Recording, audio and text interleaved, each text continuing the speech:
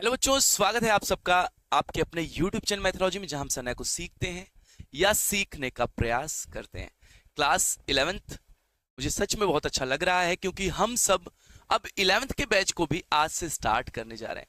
बहुत से बच्चों ने कमेंट किया कि सर हम 10th में आपसे पढ़े लेकिन 11th में आप क्लास नहीं चला, और सबसे बड़ी दिक्कत यह हो गई थी कि क्लास 12th की क्लासेस चल रही थी तो 11th वालों को थोड़ा सा यह बात बहुत ज्यादा फेवर नहीं कर रहा था कि सर ऐसा क्यों हो रहा है कि आप 9th पढ़ा रहे हो, 10th पढ़ा रहे हो, 12th भी पढ़ा रहे हो, 11th नहीं पढ़ा रहे हो। तो बच्चे कुछ ऐसा था कि हमने यह सोचा कि नहीं, थोड़ा इसको डिले करते हैं। बच्चे एग्जाम दिए थे, खाली हुए, तो कुछ टाइम रिलैक्स कर लें, स्ट्रीम वगैरह सब सिलेक्ट कर लें, फिर रिजल्ट के बाद भी कभी कभी कुछ बदलाव होते हैं, तो हमने थोड़ा सा डिले किया। तो चिंता नहीं करिएगा, आज 1 मई है। हम लोगों ने फिर से एक नया टाइम टेबल देख लिया है जिसमें 9th 10th 11th और 12th की टाइमिंग्स के बारे में बात की गई। अगर आपने अपनी क्लास का टाइम नोट नहीं किया है तो नोट कर लीजिएगा। यह टाइम टेबल आपको कम्युनिटी वॉल पर मिल जाएगा यूट्यूब के, या फिर अगर आप हमसे कनेक्टेड है किसी और सोशल मीडिया के थ्रू, सोशल अकाउंट पर, तो आप वहां पर भी हमको देख सकते हैं, इस टाइम टेबल को भी देख सकते हैं। बच्चे हम बता दें कि मैथोलॉजी लास्ट 3 ईयर से ऑनलाइन प्लेटफॉर्म ऐसा बना हुआ है, एक ट्रस्टेड, वेल ट्रस्टेड प्लेटफॉर्म है जहां आपको पूरे सेशन फ्री क्लासेस दी जाती हैं। अच्छा, फ्री क्लासेस का मतलब यह मत समझ लीजिएगा कि आपको कुछ पे नहीं करना होता। आप सबसे वैल्यूएबल, सबसे कीमती अपना समय देते हो। तो इसलिए जब भी आप लाइव सेशन में आओ तो यह फील करो कि नहीं, हम सेशन अटेंड कर रहे हैं, हम अपना टाइम दे रहे हैं, तो ज्यादा से ज्यादा सीख करके जाएंगे, ज्यादा से ज्यादा समझ करके जाएंगे। नहीं तो ऑनलाइन क्लास आप सबको पता है, सिर्फ एक सिंगल टैप, टैप क्या, टच करोगे, क्लास बंद हो जाएगी। तो भाई यहां पर आपको सेल्फ डिसिप्लिन होना बहुत जरूरी है। यह सिलेबस डिस्कस होगा 25 26 के सेशन बच्चों के लिए। आप सब जानते हो कि मैथ्स 041 कोडिंग वाला जो आप सिलेक्ट किए हो, इसमें क्या है, 2 ईयर का कोर्स होता है, 11th एंड 12th। 11th का एग्जाम सेपरेटेड है, 12th का एग्जाम सेपरेटेड है। 11th की बुक अलग है, 12th की बुक अलग है, लेकिन 11th के जो टॉपिक्स हैं 12th में भी काम देते हैं, तो कोई बच्चा बहुत लाइटली नहीं लेगा। हाँ, जिन बच्चों के रिजल्ट आ चुके हैं उनको मेरी शुभकामनाएं, और जिनके रिजल्ट आने वाले हैं उनको भी मेरी शुभकामनाएं। जो बच्चे मैथ्स ले चुके हैं उनके लिए भाई बहुत अच्छा आपने किया है, बिल्कुल नहीं घबराइए। और जो बच्चे मैथ्स छोड़ करके अभी सोच रहे हैं कुछ और लें, तो बिल्कुल सही सोच रहे हैं, एक बार क्लियर थॉट रखिए, क्योंकि जहां आप जाइए ना, अपने मन से जाइए। ठीक है, तो सिलेबस डिस्कस करेंगे, और हाँ टाइम नोट करिएगा, आपकी क्लास हर शाम 8:40 से लेकर के 9:20 तक चलेगी। हाँ बेटा, एक बार बच्चे बताएंगे जो सेशन में जुड़े हैं, प्रिया, पूनम कुमारी, ठीक है, और आरिस की दुनिया, कब इसके बाद आएगी। 12th की क्लास थोड़ा सा डिले हुआ है, 30 मिनट्स, ठीक है ना। तो चलिए भाई स्टार्ट करते हैं यहां से सेशन, एक बार बताएंगे सब कुछ क्लियर है।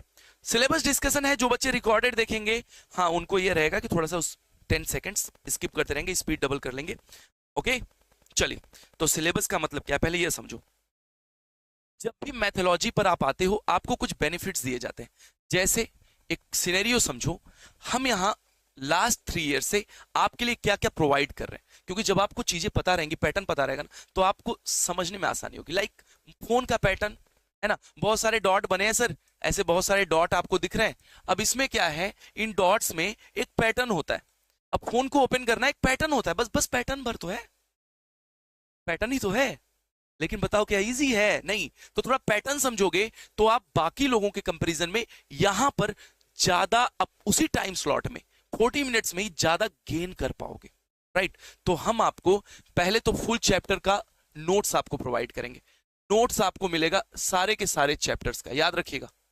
आपको एनसीईआरटी के सारे सॉल्यूशन मिलेंगे, और एनसीईआरटी सीबीएसई एक साथ कनेक्टेड है, तो आप समझ सकते हैं कि मैं क्यों ऐसा कह रहा हूं। दूसरी बात, आप यह पूछेंगे क्या सर एनसीईआरटी एनफ है, क्या सर बोर्ड के एग्जाम्स के लिए, 12th के लिए, 11th के लिए क्या एनसीईआरटी एनफ है? बच्चे सुन तो लो, सुन तो लो। कोर्स के डिजाइन को देखोगे तो एनसीईआरटी एनफ है, लेकिन प्रैक्टिस पर्पस के लिए आपको क्वेश्चंस तो चाहिए ना।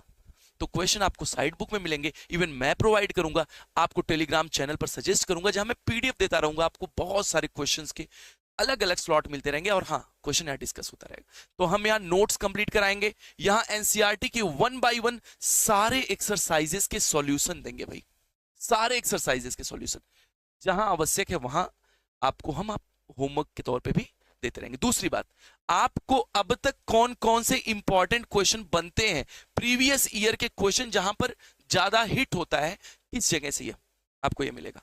आपको मैराथन कराया जाएगा, एमसीक्यूज बेस्ड क्वेश्चन, आपका टेस्ट जैसे होता है वैसे होगा। आपको अलग से टेस्ट पेपर प्रोवाइड किया जाएगा टेलीग्राम चैनल पर, और ये सारी चीजें आपको पीडीएफ के फॉर्मेट में free of cost. Free of cost का मतलब समझ रहे हो ना, आपको सबसे कीमती चीज पे करना पड़ेगा। You have to pay your attention, you have to pay your time.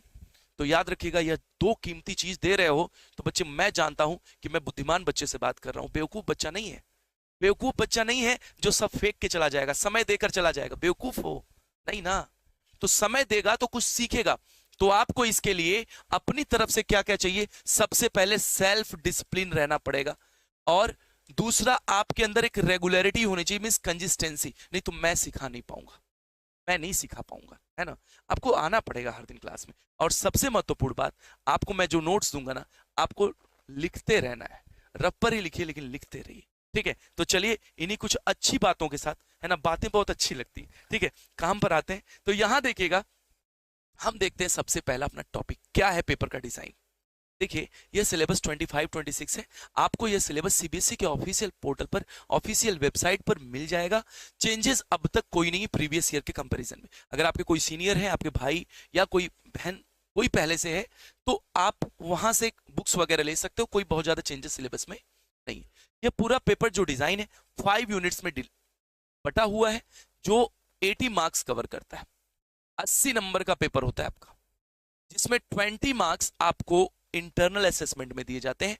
अगर आप फिजिक्स और केमिस्ट्री की बात करेंगे तो वहां 70 मार्क्स, फिजिक्स में क्या होता है भाई, फिजिक्स में 70 + 30 चलता है, केमिस्ट्री में भी 70 + 30 चलता है, इवन बायोलॉजी में भी 70 + 30 चलता है।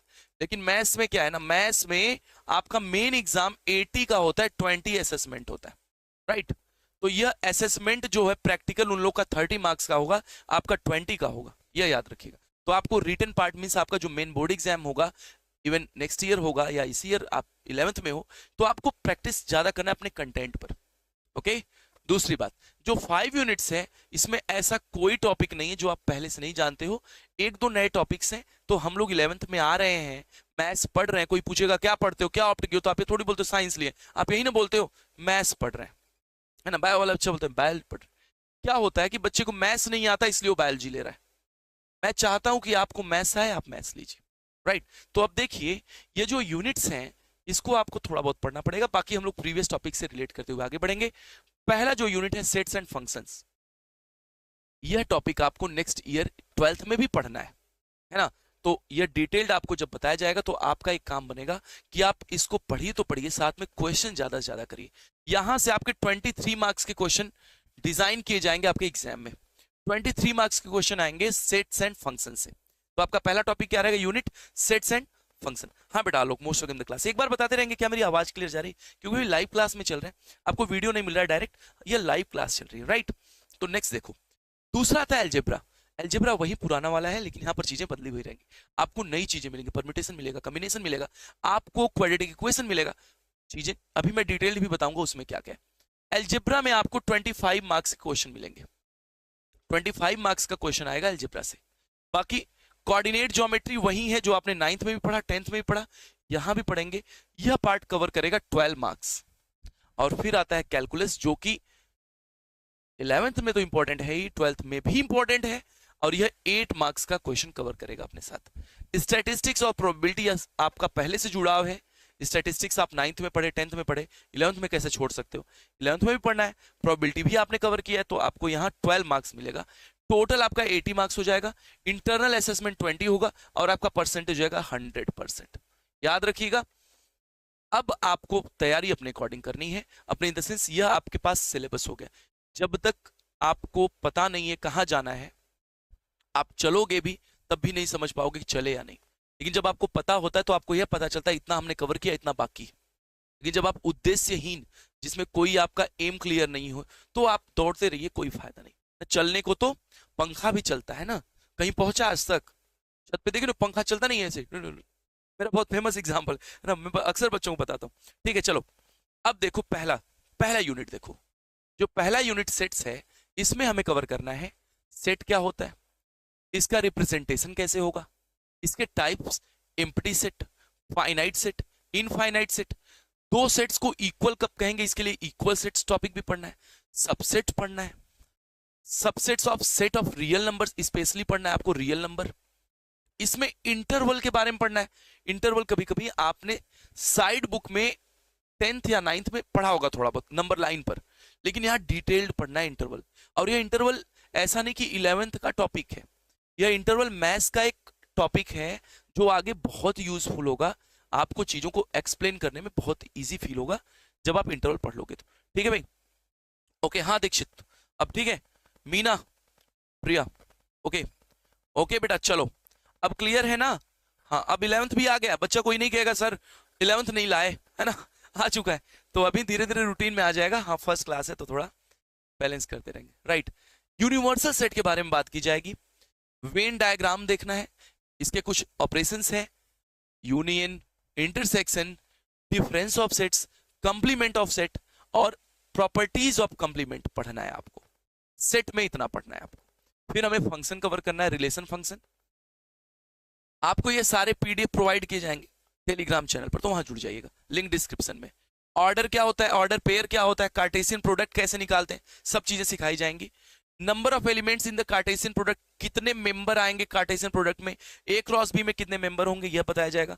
और फिर साथ में Cartesian product of the set of real number with itself, आपको आर क्रॉस आर के बारे में बताया जाएगा, आर क्रॉस आर के बारे में बताया जाएगा। Definition of relation, pictorial diagram, domain क्या है, कोडोमेन क्या है, रेंज क्या होता है रिलेशन का, फंक्शन क्या होता है, फंक्शन का पिक्टोरियल रिप्रेजेंटेशन आपको ज्योमेट्रिकली समझाया जाएगा। इसके साथ ही डोमेन, कोडोमेन और रेंज बताया जाएगा फंक्शन का भी। रियल वैल्यूड फंक्शन के बारे में डिटेल्ड बात होगी, डोमेन और रेंज बताना है आपको कुछ फंक्शन का, constant function, identity function, polynomial function, rational function, modulus function, signum function, exponential function, logarithmic function, greatest integral function और ऐसे ही बहुत सारे फंक्शंस के ग्राफ आपको बताए जाएंगे। फिर आपको बताना है एल्जेब्रा ऑफ फंक्शंस, जिसमें सम, डिफरेंस और प्रोडक्ट की बात होगी। यह दो टॉपिक। हाँ, डाउट, चलिए यू कैन आस्क। सेट वाले चैप्टर में प्रूफ वाले आएंगे बिल्कुल आएंगे, आपको डिटेल्ड बताया जाएगा जब सेशन कंटिन्यू किया जाएगा, तो कोई बच्चा वरीड नहीं होगा। देखो भाई, मन के हारे हारे, मन के जीते जीत, यह मैं पहली बार नहीं कह रहा हूं, यह विश्व जानती, दुनिया जानती है, तो यहां कोई बच्चा घबराएगा नहीं। अगला यूनिट स्टार्ट होगा इसके साथ ही, शायद यह पार्ट आपको विजिबल ना हो तो कोई बहुत घबराने की बात नहीं, मैं बता देता हूँ। हाँ, यह क्या है, कुछ कोडिंग की वजह से नहीं दिख रहा है, यहाँ पर ट्रिग्नोमेट्रिक आइडेंटिटीज लिखा है ना, तो आप इसको नहीं भी समझे तो कोई दिक्कत नहीं, मैं पीडीएफ दे दूंगा, आप समझ लोगे। यहाँ जहां जहां क्वेश्चन मार्क दिख रहा है मैं इसको हटा देता हूँ ऐसे। चलिए, फिर आता है ट्रिग्नोमेट्रिक फंक्शन। अभी तक आपने ट्रिग्नोमेट्री जो पढ़ा था, आपने बस वहां पढ़ा perpendicular, base, hypotenuse, PBP, एचएचबी, Pandit Badri Prasad हर हर भोले, ऐसे कुछ आपने वैल्यूज याद किए, क्वेश्चन लगाया, आपने हाइट डिस्टेंस किया, कोई पेड़ है उसका शैडो इतना लेंथ, तो आपने ऐसे क्वेश्चन की। यहां आपको ट्रिग्नोमेट्री एक फंक्शन के तौर पे पढ़ना है, मींस आपको ट्रिग्नोमेट्री का डोमेन क्या होता है, कोडोमेन क्या है, अलग अलग फंक्शन के लिए, sine, cos, tan, cos X, cot, सबके लिए। फिर यहाँ पर कुछ नए फॉर्मूले भी जनरेट करने हैं, जैसे साइन ए प्लस बी क्या हो जाएगा, साइन ए माइनस बी क्या होगा, tan A plus B, tan A minus B, two sine A sine B, two sine A cos B, बहुत सारे फॉर्मूले इस पूरे सेशन में डिस्कस करेंगे और डिफरेंट आइडेंटिटीज के ट्रुथ के बारे में बात करेंगे। ठीक है, चलिए देखिए, नहीं है तो कोई दिक्कत नहीं, करवा देंगे, घबराइएगा नहीं। देखिए भाई, प्रूफ वाले क्वेश्चन कैसा है, अब A union B, B union A, ऐसे ऐसे क्वेश्चंस आएंगे प्रूफ के लिए, तो वो करवा दिया जाएगा, घबराइए नहीं। सेशन आपको बेस्ट ऑफ बेस्ट दिया जाएगा, परेशान नहीं करिए, परेशान मत रहिए। याद ये रखिए कि हम इसीलिए तत्पर हैं, मेरा एफर्ट इसीलिए है कि हम आपको इजी से इजी लैंग्वेज में सिखा सकें। हालांकि मैं नोट्स भी देता हूं, सब कुछ करता हूं, लेकिन इंटेंशन क्या रहता है कि मैं आपको इजी लैंग्वेज में समझा सकूं, सिखा सकूं। बाकी नोट्स देने का काम तो स्कूल वाले कर रहे हैं, कोचिंग ट्यूशन वाले कर रहे हैं, तो मैं आपको समझाना एक इंटेंशन लेकर चलता हूं, यही एक मेरा एजेंडा है पूरे क्लास का।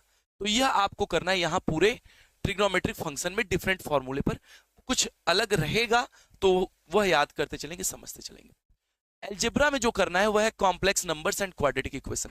तो यह क्वाड्रेटिक इक्वेशन सिर्फ नाम का है, पहले हुआ करता था, डिलेटेड है, लेकिन चैप्टर का नेम है तो चैप्टर के नेम में है, लेकिन क्वाड्रेटिक इक्वेशन आपको पढ़ना नहीं है।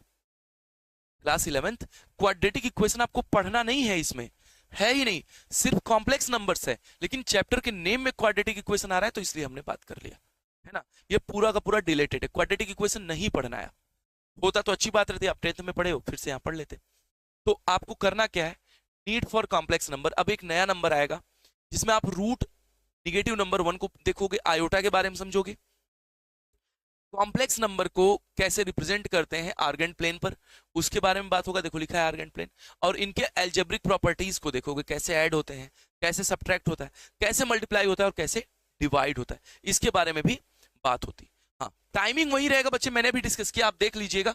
जो बच्चा टाइमिंग के लिए बात कर रहा है, मैं बता दूं क्लास 11th हमने कम्युनिटी पोस्ट कर रखा है आपके टाइमिंग के लिए। वैसे मैं ओरली बता दूं, टाइमिंग आपका 8:40 टू 9:20 रहेगा, 9:20 तक। 8:40 से स्टार्ट होगा, जो 8:30 होता है उसके 10 मिनट बाद, ठीक है।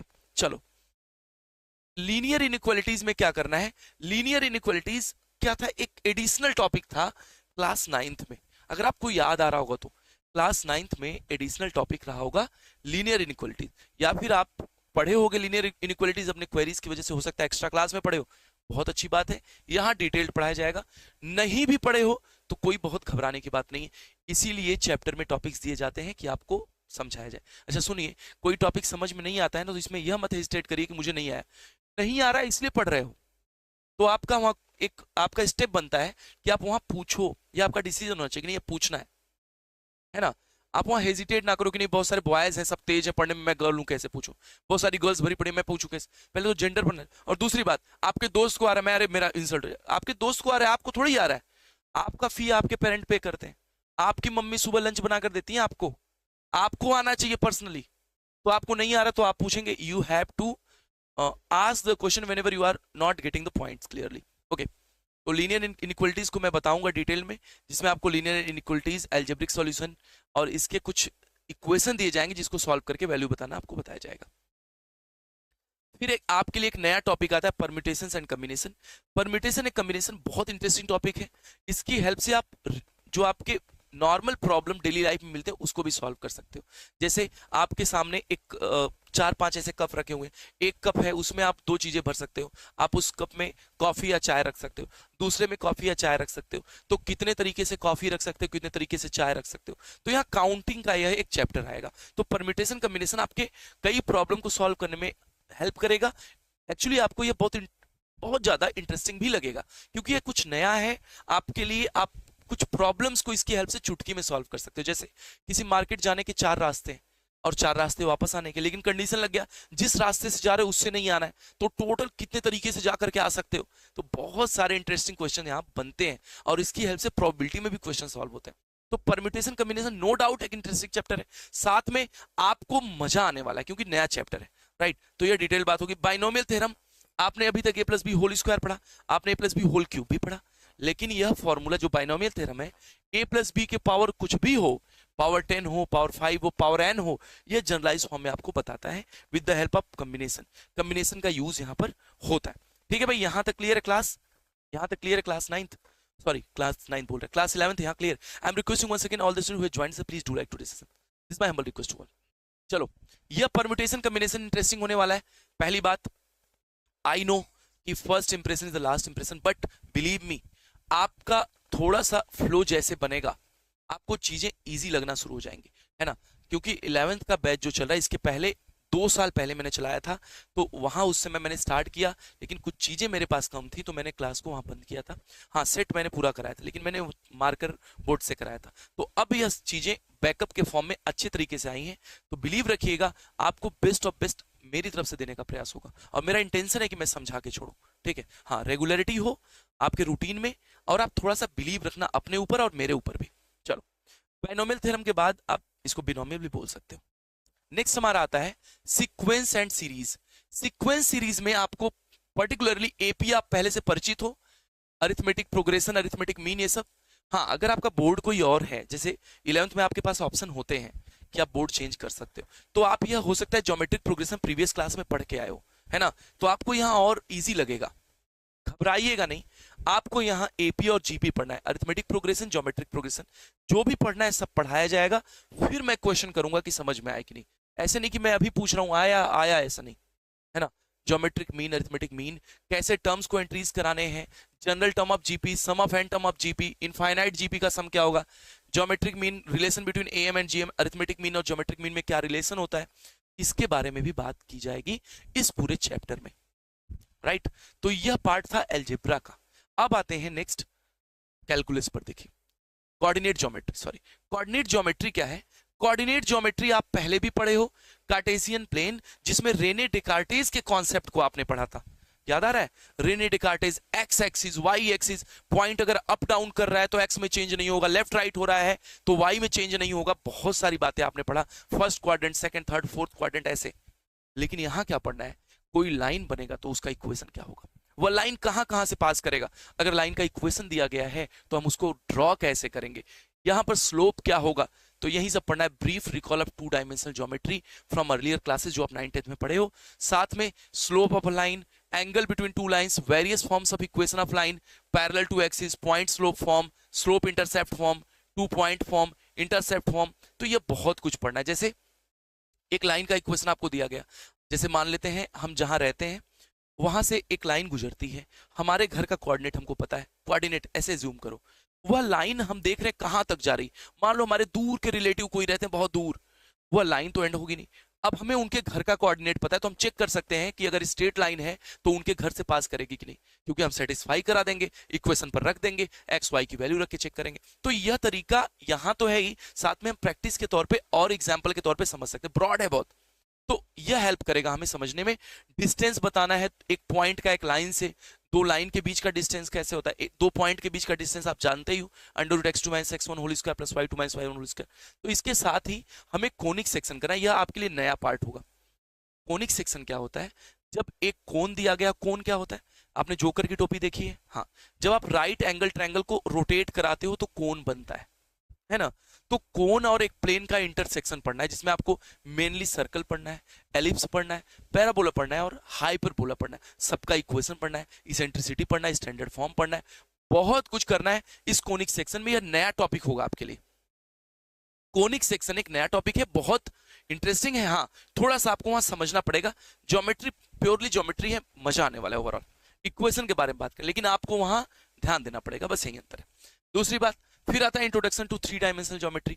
अब अभी तक एक्स वाई आपने पढ़ा था, लेकिन अब एक्स वाई जेड की बात होगी, तो वहां पर कितने क्वाड्रेंट्स बनेंगे, तो वहां पर क्वाड्रेंट एक्चुअली 4 को क्वाड्रेंट कहते हैं, वहां ऑक्टेंट्स बनते 8 बनते हैं, सबका साइन कैसे चेक करेंगे, फर्स्ट का साइन प्लस प्लस प्लस होता है, तो ऐसे बात वहां करेंगे हम लोग कि कैसे चेक करेंगे, कैसे याद करेंगे, हिंट और ट्रिक बताया जाएगा आपको, यह बात होगी इंट्रोडक्शन टू 3 डायमेंशनल ज्योमेट्री में, है ना। जैसे यह कमरा जिसमें हम हैं तो यह एक 3D है, 3 डायमेंशनल, जिसमें लेंथ, ब्रेथ और हाइट भी है। हाँ मैं थोड़ा जल्दी बोलता हूँ या फिर कभी कभी मेरी आवाज आपको क्लियर नहीं समझ में आती है तो आप एक बार लिखेंगे तो मैं फिर से थोड़ा सा स्लो में एक बार फिर से बता दूंगा, ठीक है, ठीक है ना क्लास, ओके, यहाँ तक क्लियर है क्लास 11th। देखिए भाई, हम और आप एक इंटरनेट कनेक्शन से जुड़े हैं, तो कभी कभी कनेक्शन लॉस्ट होने से हम और आप जुड़ नहीं पाते, तो बीच बीच में थोड़ा हाँ नहीं बोलते रहिएगा, है ना, क्योंकि रिकॉर्डेड वीडियो तो है नहीं कि मैं रिकॉर्ड करके फिर अपलोड कर रहा हूँ, तो यह लाइव क्लास है, हो सकता है मैं बोलता रहूँ ना दिखाई दे।